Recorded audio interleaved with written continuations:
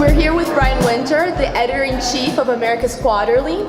Brian, you spoke with our audience here at the Biennial about Latin America, our biggest issues there, corruption, lack of transparency. Can you talk a little bit about that, and what else can Latin America offer the world? It's actually a positive trend, because corruption in the region is not new.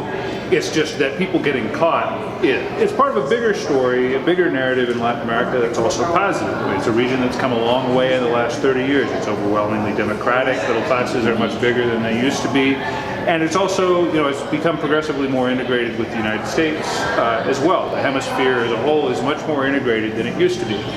But that's in danger.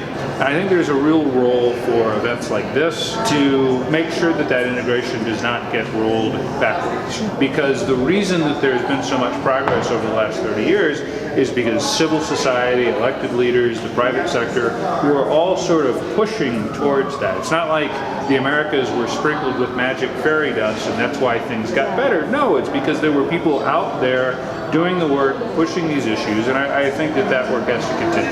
And what about young people? What is their role in this process? If you look at Latin America, the generation right now that's 18 is the first to grow up in Latin America where the middle class outnumbers the poor.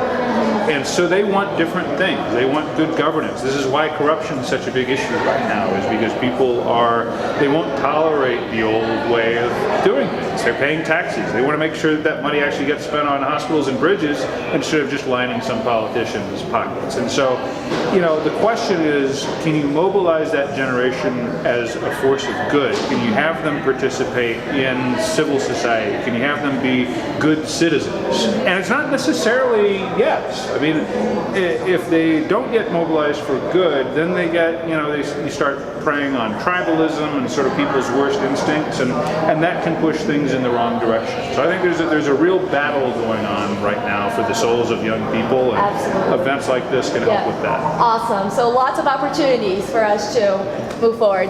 Brian Winter will be back with more.